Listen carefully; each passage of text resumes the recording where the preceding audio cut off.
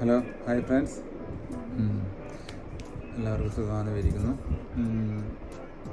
Good evening. ഇന്ന് ഒരു animation movie പറയാം.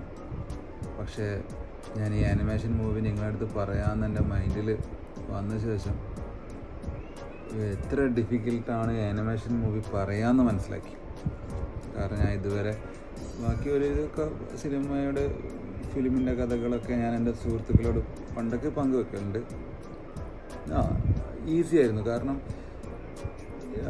ഈ ഒരു ആനിമേഷൻ മൂവി പറയാമെന്ന് വിചാരിച്ച സമയത്താണ് ഇതിൻ്റെ വ്യത്യാസം എനിക്ക് മനസ്സിലായത്. കാരണം ആനിമേഷൻ മൂവിയും ആനിമേറ്റഡ് അല്ലാത്ത സാധാ റിയലിസ്റ്റിക് ആയിട്ടുള്ള മൂവിയും, ഈ നടന്മാരൊക്കെ ഇങ്ങനെ അഭിനയിച്ചിട്ടുള്ള ജീവനുള്ള മനുഷ്യൻ അഭിനയിക്കുന്ന പടങ്ങളും അല്ലെങ്കിൽ മൃഗങ്ങളായിക്കോട്ടെ അഭിനയിക്കുന്നതും ഒരു ഡയറക്ടർക്ക് ഇമാജിനിൽ ഒരു ലിമിറ്റുണ്ട്. നമുക്കും അറിയാം ഈ ഒരു ലിമിറ്റ് ഒന്നും ചെയ്യാൻ കഴിയില്ല. പക്ഷെ ആനിമേഷനിൽ അങ്ങനെയല്ല. ആനിമേഷനിൽ ഏത് എൻഡ് വരെയും കൊണ്ടുപോകാം. ഞാൻ ഒരിക്കലും അവതാറിൻ്റെ കഥയൊന്നും നിങ്ങളടുത്ത് ഒന്നും പറയൂല. ചിലപ്പോൾ അവതാറിൻ്റെ ജെയിംസ് കാമറൂൺ നടത്തിയ കളർ ഇൻവെൻഷൻ ഉണ്ട്. ഒരു കുറേ കളർ കണ്ടുപിടിച്ചിട്ടുണ്ട് ജെയിംസ് കാമറൂൺ അതിൽ. അതുപോലെ ഒരു പുതിയൊരു ഗോത്രം നിന്ന് ഒരു ഏലിയനിൽ നിന്ന് ഉണ്ടാക്കി. അതാ പറഞ്ഞാൽ അതൊരിക്കലും എനിക്കൊരു കഥയായിട്ട് പറയാൻ പറ്റില്ല. അതെല്ലാം ഓരോ മനുഷ്യനും ഡയറക്റ്റ് കണ്ടിട്ടെന്ന് അതിൻ്റെ പ്രതിഫലനം പറയേണ്ടതാണ്. ഇതുപോലെ പക്ഷെ എനിക്കൊരു നിങ്ങളടുത്ത് ഈ സ്പിരിറ്റിൻ്റെ കഥ എങ്ങനെയെങ്കിലും എന്നെ കൊണ്ടാവുന്ന തരത്തിൽ ഞാൻ പറയും. ഇനി ഞാൻ ആനിമേഷൻ മൂവിയുടെ കഥ ഇപ്പോഴും ഈ കഥ പറയാൻ പറ്റില്ല. കാരണം ഞാൻ ഹോണസ്റ്റ് സത്യസന്ധമായിട്ട്, കാരണം ഞാൻ ഇന്നത്തോടെ ഷൂട്ടിങ് നിർത്തുകയാണെങ്കിലും അല്ലെങ്കിൽ ഞാൻ മരിക്കുന്നതിൽ പറയുകയാണെങ്കിലും നിങ്ങളുടെ അടുത്ത് ഞാൻ ചിന്തിക്കുന്ന കാര്യങ്ങൾ സത്യസന്ധമായിട്ട് പറയണം എന്നുള്ളൊരു ആഗ്രഹമുണ്ട്. ഒരു ഫേക്ക്, കാരണം എല്ലാവർക്കും ബുദ്ധിയുണ്ട്, എല്ലാവർക്കും സെൻസ് ഉണ്ട്. അപ്പോൾ ഞാൻ പറയുന്ന കാര്യത്തിൽ ഒരു അവ്യക്തത, ഒരു സത്യസന്ധത കുറവുണ്ടെങ്കിൽ നിങ്ങൾക്ക് ഒബ്വിയസ്ലി മനസ്സിലാവും. അപ്പം തന്നെ നിങ്ങൾക്ക് ആസ്വദിക്കാനുള്ളൊരു വിഷമം ഉണ്ടാവും. അതൊരു കറക്റ്റല്ലല്ലോ. Okay, spirit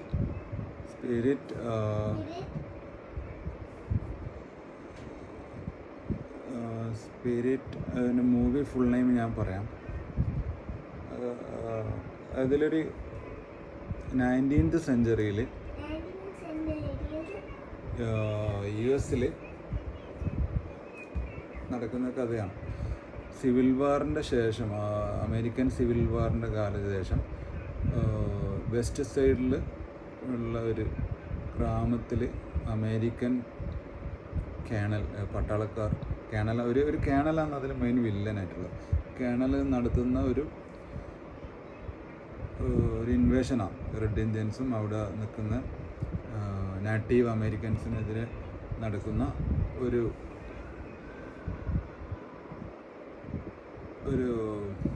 പിടിച്ചെടുക്കൽ. ഓരോ സ്റ്റേറ്റ് പിടിച്ചെടുക്കൽ. അതാണ് പടത്തിൻ്റെ അതിൻ്റെ ചെറുത്തുനിൽപ്പാണ് ഇത്. പക്ഷേ ഈ പടത്തിൽ നമ്മൾ ഓരോ ആനിമേഷൻ മൂവിയിൽ ഓരോ ഫീല് കിട്ടും. ഇതിൽ കിട്ടിയ ഫീല്, ഇതിൽ പടം പറയുന്ന ഫീല്, സ്പിരിറ്റിൻ്റെ കാണിക്കുന്ന ഫീല് ഫ്രീഡമാണ്. ഫ്രീഡം മനുഷ്യന്മാരും അതേ അളവിൽ തന്നെ മൃഗങ്ങൾക്കും ഈ ഫ്രീഡം അവകാശപ്പെട്ടതാണ്. അല്ലെങ്കിൽ ഫ്രീഡമാണ് എല്ലാം. ഫ്രീഡത്തിലാണ് എല്ലാ സുഖങ്ങളും ഉണ്ടാവുന്നതും.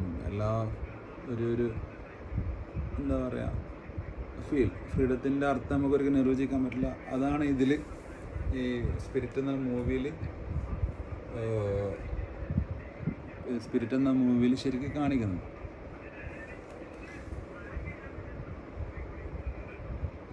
Name the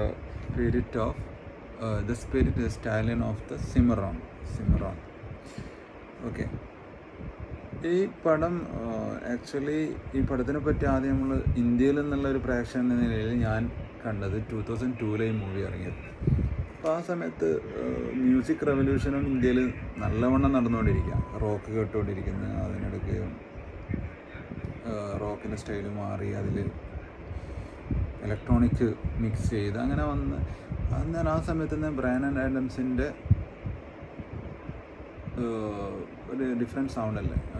MTV പിന്നെ ചാർട്ടിലൊക്കെ ഫസ്റ്റിലേക്ക് വന്നൊരു പാട്ടായിരുന്നു സ്പിരിറ്റിലെ ഹിയർ ഐ ആം എന്നുള്ളൊരു സോങ്. അതിൽ ഞാൻ പറയാൻ പോകുന്ന ഈ ആനിമേഷൻ മൂവിയിലെ സ്പിരിറ്റിലെ ക്യാരക്ടറാണെന്ന് ഒരു കുതിരയാണ്. കുതിരയും അതിൽ ലിറ്റിൽ ക്രീക്ക് എന്ന് പറഞ്ഞ ഒരു ക്യാരക്ടറുണ്ട്, ഒരു നാറ്റീവ് അമേരിക്കൻ മാൻ, ഒരു റെഡ് ഇന്ത്യൻ ലുക്ക്. അവരും ഇപ്പോൾ പിന്നെ ഒരു ഫ്രീഡം സ്റ്റൈലിൽ, കാരണം എന്താ പറയുക, ലൈഫ് തിരിച്ചു പിടിക്കാൻ വേണ്ടി, അല്ലെങ്കിൽ ലൈഫിനെ ഇത്രയും ശക്തിയോടെ ആസ്വദിക്കുകയും ചെയ്ത് ആ രീതിയിലാണ് ആ ഒരൊറ്റ ഫ്രെയിമിൽ തന്നെ ആ പടം നമുക്ക് അതിൻ്റെ ഫിലിം എന്നുള്ള രീതിയിൽ നോക്കിപ്പോകും. ആ പാട്ടും ഭയങ്കര ഹിറ്റാണ്. അങ്ങനെയാണ് ആ ഫിലിമിലേക്ക് എത്തുന്നത്. അതിന് മുന്നേ സോങ്ങാണ് ഇന്ത്യയിൽ ഹിറ്റായത്. ബ്രയാൻ ആഡംസിൻ്റെ ഹിയർ ഐ ആം എന്നാൽ എല്ലാവരും ഒരു ആഘോഷിച്ച പാട്ടാണ്. ഞാനെൻ്റെ സുഹൃത്തെല്ലാം ചില ദിവസം വീട്ടിലേക്ക് അത് വെച്ച് ഇങ്ങനെ കേട്ടിരുന്ന സമയമെല്ലാം ഉണ്ടായിരുന്നു.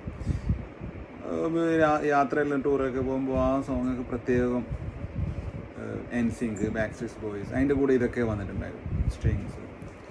അങ്ങനെയാണ് ഈ പടം കാണുന്നത്. ആ സമയത്ത് ഏതോ ചാനലിൽ വന്നിട്ടാണ് കാണുന്നത്. പക്ഷേ ഈ മൂവി പിന്നെ 5 ആനിമേഷൻ മൂവിയിൽ ഇപ്പോൾ പിന്നെ ഡിസ്നി പിക്സലിൽ കണ്ട പടങ്ങളിൽ ലിസ്റ്റ് ചെയ്ത ഒരു മൂവിയും കൂടിയാണ്. അതാണ് ഞാൻ പറഞ്ഞ വെരി ടഫ്. ഇത് ഒരു കഥ പറയുന്ന രീതി എന്നെക്കൊണ്ട് മാക്സിമത്തിന് എത്തിക്കാം. 19th സെഞ്ച്വറിയിൽ US വെസ്റ്റ് സൈഡിൽ ഒരു നാറ്റീവ് സ്ഥലത്താണ് ഇതിൻ്റെ കഥ കൊണ്ടുപോകുന്നത്. ഇതിൽ ആനിമേഷൻ എന്ന് പറയുന്നത് ഇതിലേറ്റവും ആനിമേറ്റഡ് ഇവർ വർക്ക് ചെയ്തത് ഈ കുതിരൻ്റെ ഒരു നാച്ചുറലായിട്ട്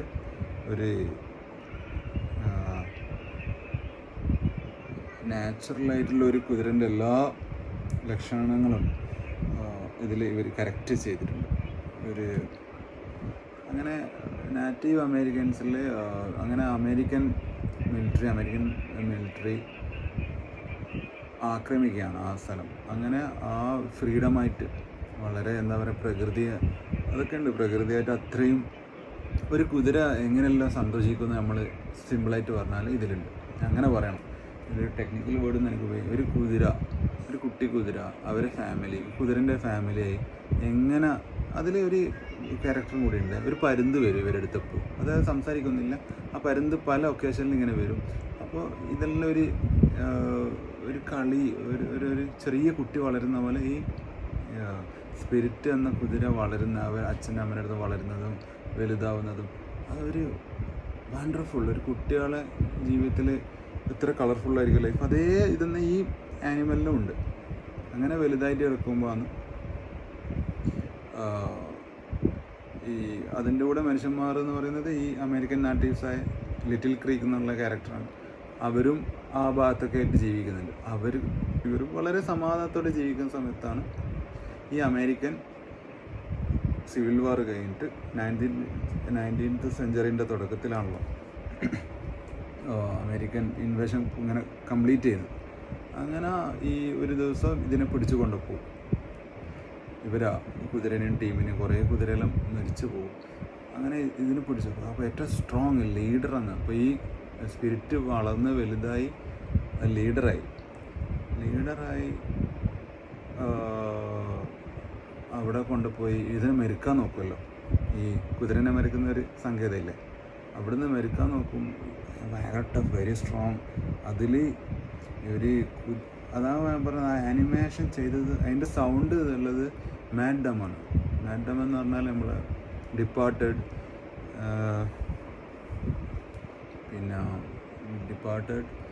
ആൻഡ് സ്പൈ മൂവീസിലെല്ലാം അഭിനയിച്ചൊരു നടനില്ലേ, ബോൺ ഐഡൻറ്റിറ്റി സീരീസിലെ നടൻ, അവനാണ് സൗണ്ട് കൊടുത്തത്. അപ്പോൾ ഒരു കുതിരക്ക് എത്ര ദേഷ്യം പിടിച്ച ഫേസ് ആകാൻ പറ്റും, ഭയങ്കര ബോൾഡ് ആൻഡ് അഗ്രസീവ് മോഡിലും അഭിനയിക്കുന്നുണ്ട്. ഇതെല്ലാം ആയിരിക്കാം ഈ ആനിമേഷൻ മൂവിയിൽ നമ്മൾ ആകർഷിച്ചത്. അവർ ജീവനുണ്ടെന്ന് തോന്നിപ്പോയി. കാരണം ഇത്രയും ഹൈ ടെക്നോളജി ഉപയോഗിച്ചില്ലെങ്കിലും അവിടെയാണ് ആ ആനിമേറ്റഡ് ടീം 100% മാർക്ക് കൊടുക്കേണ്ടി വരുന്നത്. കാരണം ഞാനും നിങ്ങളും ഒരുപോലെ അതിൽ ലയിച്ചു പോകും. അഗ്രസീവായിട്ട് പെരുമാറും. അങ്ങനെ ആ ക്യാനൽ ഇതിന് ശിക്ഷയെല്ലാം കൊടുക്കുന്നുണ്ട്, 2 ദിവസം അതിന് ഫുഡ് കൊടുക്കണ്ട. അങ്ങനെ അവിടുന്ന് ഒരു 2 days ചാൻസ് കിട്ടിയാലും ഈ ഹോഴ്സ് ഭയങ്കര പവർഫുൾ ചെയ്ത് അതിൽ കാണിക്കുന്നുണ്ട്. ഇത് ഭയങ്കര എന്താ പറയുക, ശരിയായ കുതിരൻ്റെ ഒരു പവറുണ്ട് അതിൽ. രക്ഷപ്പെടും അവിടുന്ന്. അപ്പോൾ ഈ ഷൂട്ട് ചെയ്യാൻ നോക്കും ക്യാനലൈന. അപ്പോൾ ഈ ലിറ്റിൽ ക്രീക്ക് അവിടെ എത്തിയിട്ട് ഈ കുതിരനെ രക്ഷപ്പെടുത്തുന്നുണ്ട്. ഓക്കെ, വെടികൊള്ളുന്നതിന് അങ്ങനെ.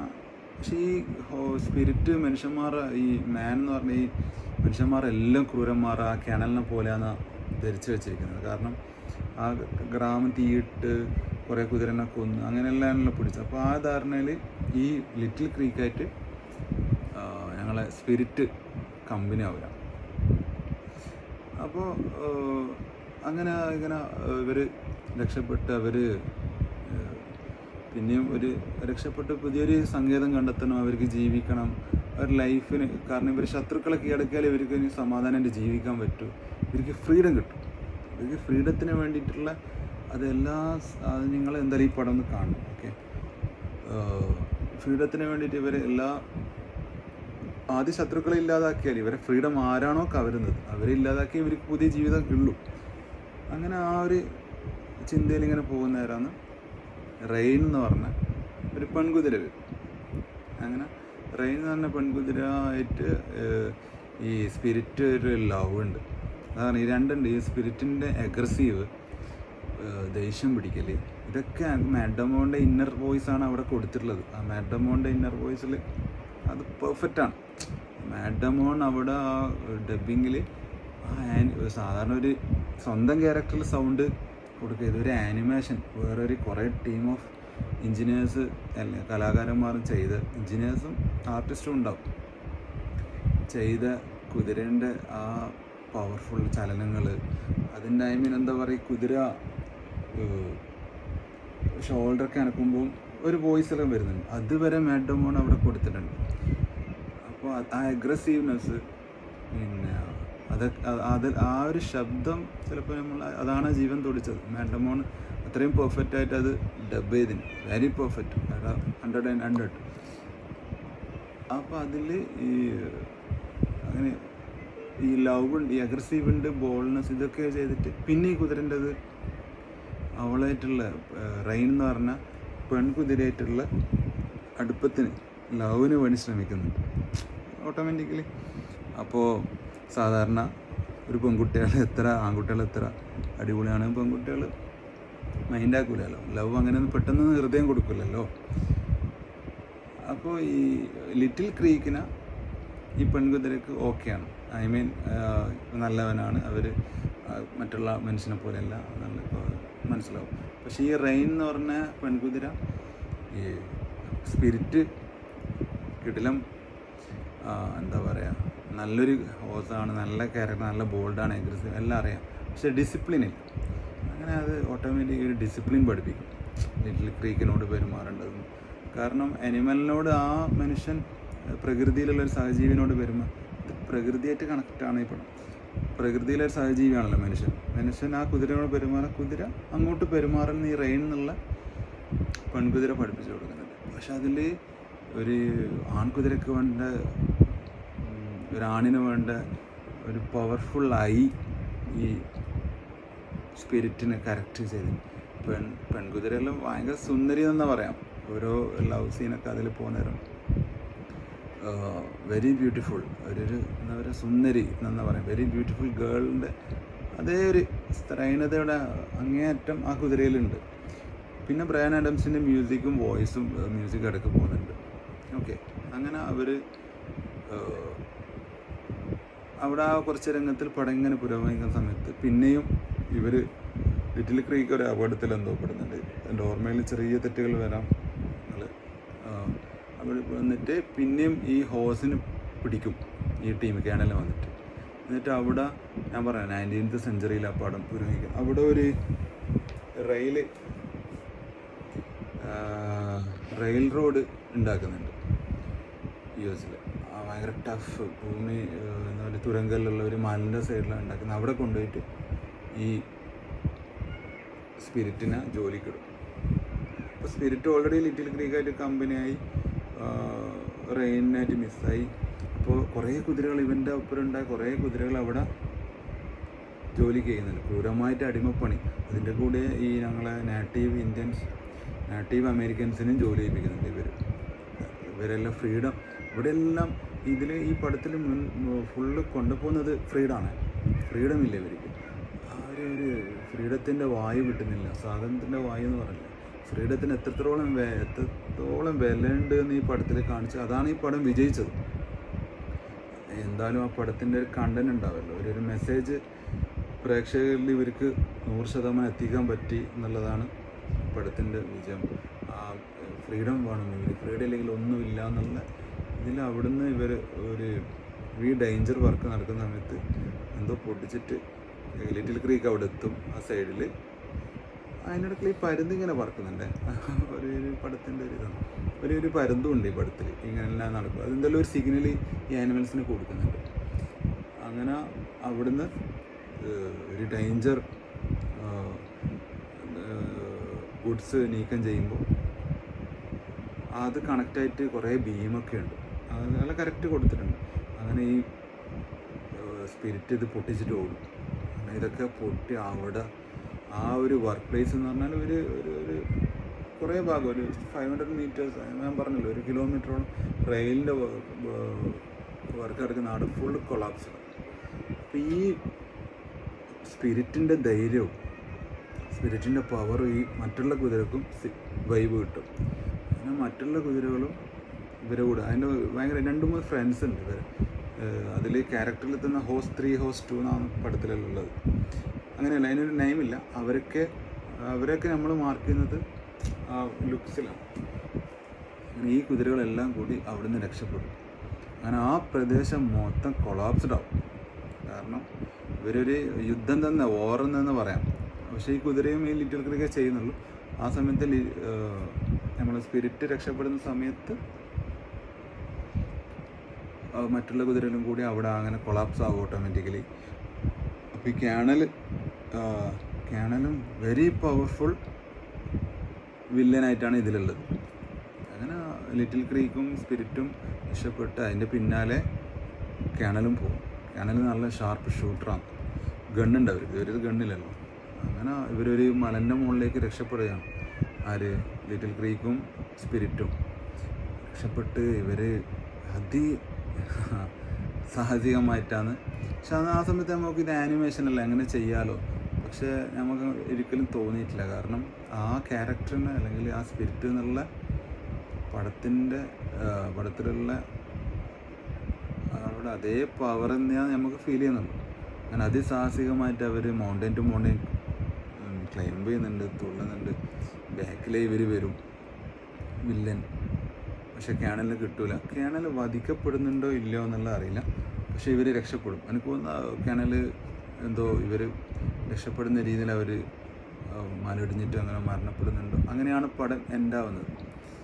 പിന്നെ കാണിക്കുന്നത് ഇവർക്ക് കാരണം ആ ഒരു ടീം പോയല്ലോ. അങ്ങനെ ഇവർ ഈ റെയിനും ലിറ്റിൽ ക്രീക്കും ഈ ഹോസ്, ഈ 2 കുതിരകളും ഒന്നിച്ചിട്ട് ആ ഫ്രീഡം ഇവർക്ക് കിട്ടി. കാരണം ഈ കുതിരനെയും ഇവർ ഈ ക്യാണൽ മാത്രമാണ്, ആ ക്യാണലിന് വധിക്കപ്പെടുന്നതെന്ന് തോന്നുന്നു.